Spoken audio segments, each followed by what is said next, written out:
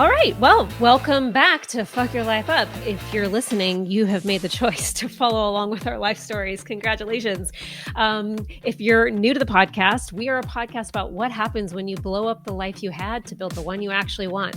Each week, we share updates of our own journeys, including flipping a house together, and have conversations with other life flippers about living without a blueprint and choosing freedom, even when it's fucking scary.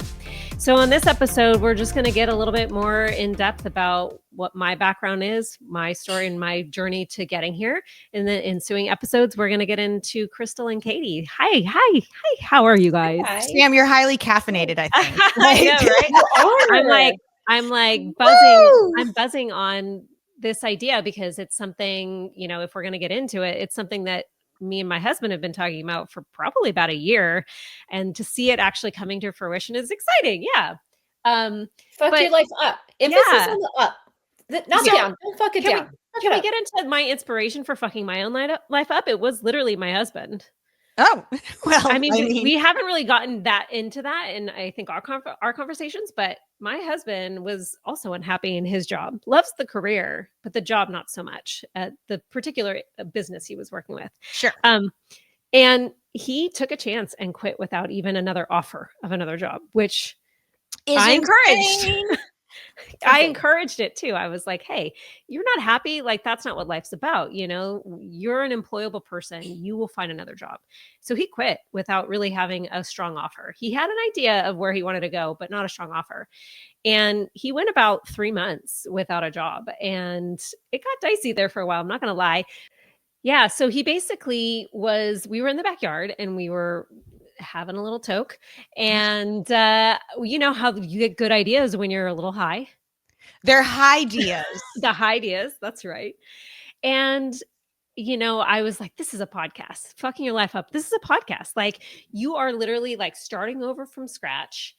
You chose to do something really irresponsible, something our parents would never recommend you do. You're supposed to stay at the same job for 30 years. You don't just go and switch companies without having another one to fall back on. But you purposely chose to screw yourself over and lessen your income and potentially have a gap in your employment, which is also the scary thing that people tell you about.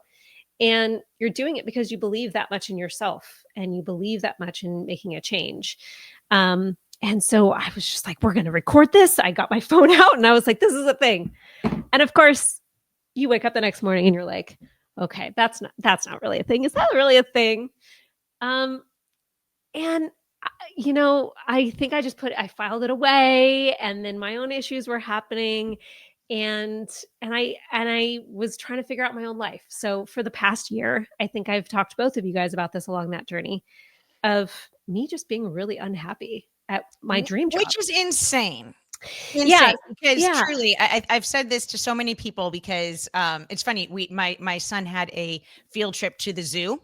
Yeah, that's where you worked.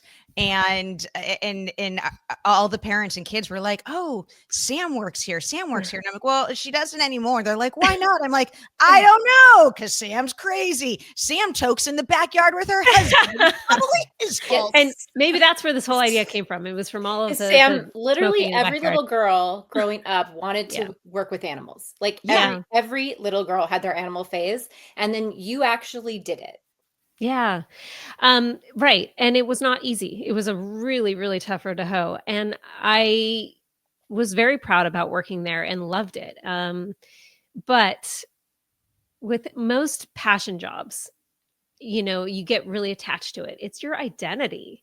Mm-hmm. And I was in a place where I didn't feel like I basically was managing people that I thought was something I wanted. Turns out it's a lot harder than just managing the animals. And I think my ambition just grew to a point where I was striving to get promotions to try to get to a certain place that I thought I wanted, which was curator. And when I got there, I was like, oh, this is not what I wanted. And, one of the things that, was offered to me was demoting, right? Like, maybe you can just take less responsibility. Hey, you can get paid the same and take less responsibility, I'll take right? That. Can you call them back and say, right? But even that felt really uncomfortable. And I was like, wow, that's a big sign, like that I wouldn't want to just take a step back, take less responsibility for the same pay. I really just wanted to have more agency in my life. And so So it wasn't just yeah. about a burnout. No, I Otherwise, you think could have taken the demotion. I think I'm the type of person where I like to take a lot on, and I did a lot from like around 2021. I was doing everything. I was running a conference. I was a zookeeper. I was renovating my own house. I was doing all these things, and it was hard. It was hard as fuck, but I was loving it because I could see results. And I got to a place at the zoo where I was putting a lot of energy in and not seeing a lot of results. And it was frustrating.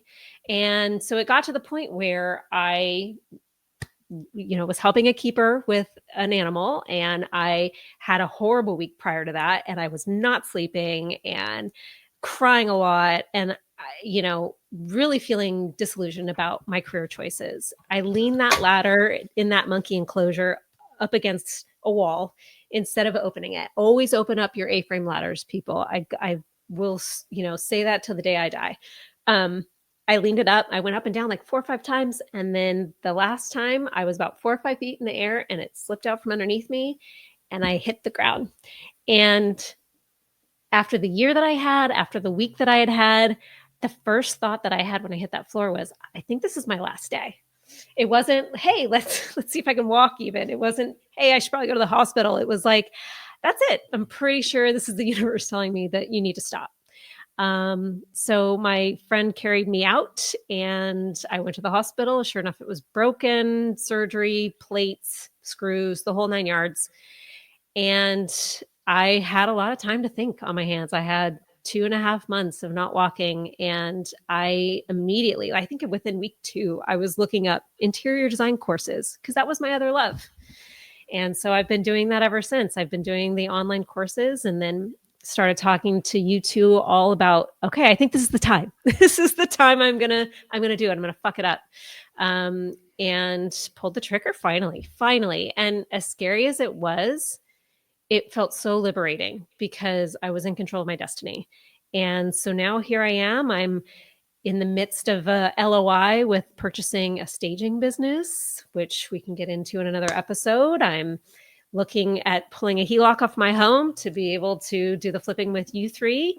And it's all happening, and it's very exciting. I feel like, I've worked a lot up until this point to get to this point where I can take this chance and believe in myself and listen to my gut.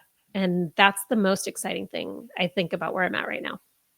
Sam, do you think, had you not gotten injured, had you not fallen off that ladder and had that 2.5 months sitting on the couch, with a paycheck, right? With a paycheck, and getting to feel the vibe of, ideas, stewing and everything, when do you think you would have officially quit? I don't think I ever, I really don't think I ever would have. I'm just the type of person where I would have just kept going. I would have just kept going and going, and I would have run myself into the ground no matter what. It was going to happen. It was almost like inevitable. They couldn't fire me. Like, that was the other part too. Like, there's no, like, I was in a union, so quitting is a thing at that job, I would say. And there's nothing they can really do about it. I could have just kept going and going and going. So I really feel like something was going to intervene, and it did finally. So have you guys ever had that experience where you just feel like you would just keep going and max yourself out and never stop? Yeah, I was on that path. I want to still be on that path. I love working and being burnt out. And people would ask me, what's your hobby? And I'm like, work, because I love work. So I didn't want to, go through layoffs. Like, I was going to do that. That was the plan. I had another 10 years at that pay scale, and boom, and it was all, But you were happy with your results. Like, you were doing all of that, but working hard and seeing results. Yes. Yeah. The payoff was huge in my industry. Yeah. And that was the biggest difference with mine, was just feeling stuck. Like, I'm putting all this energy in and not seeing the things after many, many years of trying that I was hoping for. So that was really hard to contend with. The takeaway though, right? Because I think we all agree we don't have the answers, right? No. And so each of our stories, we can only help motivate and inspire other people. And you did have that opportunity to, be getting the workman's comp paycheck while sitting on the couch and, looking up design classes, and have the 2.5 months to kind of think about, the quit. not everyone's going to get that opportunity. So they need a nudge. So what would be the nudge for the person listening here that doesn't involve falling off a ladder and workman's comp? I think it's literally listening to your gut. I think I just got to a place where it was like, this is my identity. This is what I do. It's all I do. I became robotic about it. And I didn't listen. There was a voice screaming inside of me, like, something's not right. Something's not right. And I think, whether that's going to a therapist or talking to girlfriends or listening to this podcast or, getting inspired by other people who have made a change and seeing it work out, I think could have helped me a lot. Right. And so I don't want people to go max themselves out and hurt themselves. Of course, that's the worst thing. I'm a bad example of what can happen if you don't listen to your gut. And I'm always I'm somebody who is very like pragmatic, and I'm somebody who's very used to a W-2 and, used to I was trained by my parents to, you get a job, you stay there for 30 years and then you retire. And that was always my mentality, and getting out of that and going, it doesn't have to be that way, was it was too much of a mind shift for me to do on my own. So I really encourage people to listen to their gut. I'm not as a very woo-woo person, but I'm getting That's to be Crystal's more, job. I'm And getting Crystal's to be more job is that way. coming. That's right. I'm getting to be more that way. And you inspire me because you're also a science-minded person like me. And you've managed to find ways to inspire yourself to make changes and to listen to the universe better than me. Yeah, look, making a change is much more natural for me than it is for you guys, I think. But it's natural, but it still always terrifies me. And I know one thing, for every shift I've made in my life, I've always had this sort of, voice in the back of my head, like, what will people think? Like, what does this look like? And I wonder for you, Sam, what have you had those fears, and what have the people in your life outside of us, like, we're your cheerleaders, we're like, fuck it all up, come join us, and I know your husband's like so supportive, but what about other people, or more like your parents, the more people with more traditional jobs? Like, I know for me, my fear is always that I'm not going to be taken seriously. Or people are going to think that I'm not a committed person, or that I'm not a serious, that I'm not a serious person. But how has that been for you? My parents have always been super supportive. I mean, they both had me and my sister very young. And so as much as they were like, this is what you do, it's a job, you work for 30 years, they always said, do what you're passionate about, work hard at it, get a degree, all of those things. And so I never actually had any doubts that my parents wouldn't be supportive. I think maybe what was holding me up more than anything, as far as like what the outside world looked at me as, is, wow, that's a great job. That's the dream job. Why would you ever quit it? Like, you work with animals. Isn't that like, come on, that's every little girl's dream. You should, and I think should keep that job. Yeah. Right? Yeah. Peer pressure thing. And it's great pay, and it's great benefits. And like, why? Just figure it out, keep pushing through. And I think I was trying to look at myself through their eyes, which is like, yeah, of course. Like, I manage the dangerous animals, the LA Zoo. Like, there's only a handful of people in the country that do this. Like, I'm so lucky to be here. And that was honestly what management would tell me at the zoo is, here's all the reasons why people stay despite the stress of it, despite all the downsides. And that started to get to me, is the disconnect, right? That like, yes, I should be loving this, but then I don't. What is going on? And what's wrong with me, right? Cognitive dissonance. Yeah, I just couldn't rectify it in my head. Like, the way people would perceive the vision of the job, or I guess what the ideal of it is, you're playing with animals every day. And it's like, but you're not, it's still like any other job. You're managing humans, you're managing a budget, you're managing all of the things that come with any other job. And then in addition, you have animals' lives, people's lives in your hands. And all of that stuff really added to, the cognitive dissonance that I had about, yes, these things are great, but man, I cannot manage all of it. And maybe it's somebody else can, but not for me. To remind everyone, you were at the LA Zoo and doing all this in the LA fires, you've had to That's struggle right. with that and COVID. So Yeah. that's stress upon extra stress, right? Yeah. So the fires luckily didn't actually impact the zoo. I mean, it did in terms of there was soot in the air and we all had to wear masks, but the winds were really what damaged everything. And luckily there were no major animal issues that week. But it was really the stress of, are the keepers going to show up today? The people I'm managing, the ones that are taking care of the animals, are their own homes are okay? Are they, ever going to come back to work? Even people's commutes were impacted, even if their homes weren't impacted. And just managing the stress around that was a lot. In addition to all of the other, institutional issues that we were having, so it became a lot at that time. And then it was literally like 2 weeks after everything kind of had resolved from that I broke my ankle. And so, you know, I like to pride myself on working hard all the time and pushing through pain and issues. And COVID was a big problem. Obviously, a lot of our animals were susceptible. And so, yeah, all of that, I felt like I was pushing through. I was working hard. I was showing my mettle. And then it just got to a point where, again, the juice wasn't worth the squeeze. It was just getting to the point where I'm like, what do I have to show for this, besides just a title?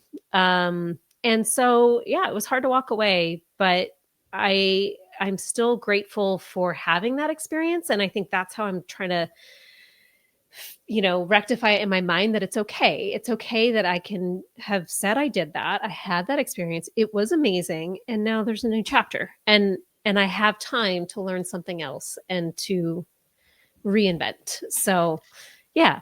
With this new chapter, it's kind of self-employment. You're the boss, what you're That's looking right. at, right? You want to Yeah. own your own business. Yeah. You want to do house flipping, so working with a team, but you're going to be Mhm. in charge. There's not the man.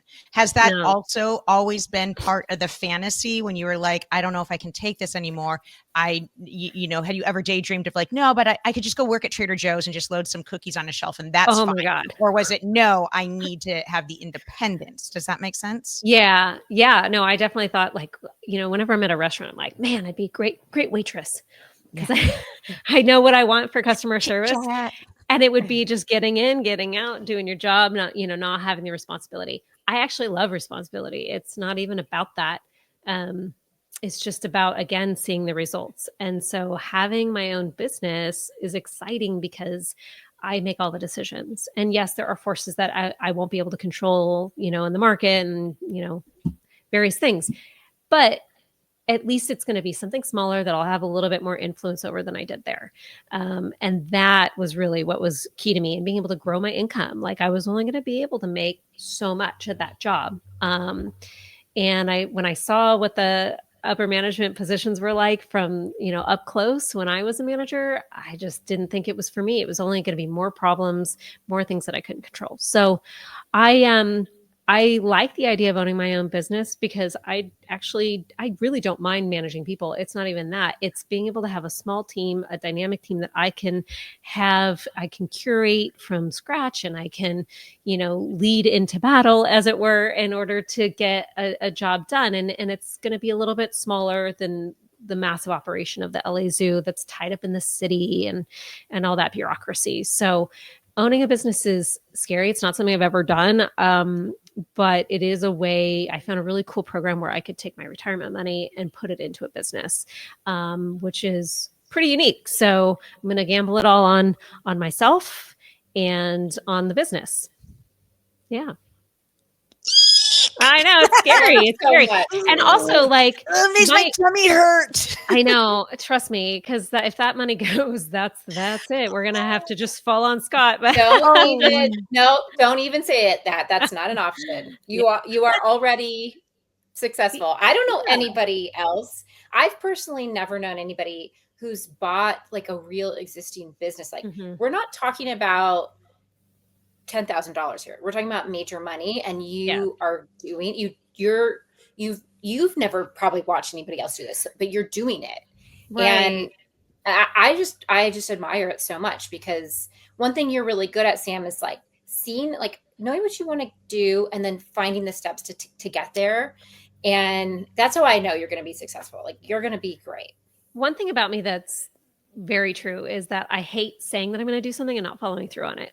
So like, and that was happening a lot at that job. I was like, we're going to do this. And then it wasn't, and it was just like, oh, it's not working. This is something that I feel like I can say, I'm going to do it, and I can actually follow through on it. Now, granted, somebody doesn't have to sell me their business, um, but it does feel like something that I have a lot more influence over. So, I think, where was I going to go with that? Basically, like, startups are very, very hard to get going. Like, there's something like 80% of startups fail. And so the thought of taking that money and then just doing a startup from scratch, even if it's something I'm really comfortable with, the odds are that it's going to fail, especially right now, recessions and all that. If you can buy a business that's got some systems set up and some inventory and assets and things like that already going and some marketing going, you're already past the bar, right, of failure for the most part. And generally, a lot of people are selling businesses that they're tired of running.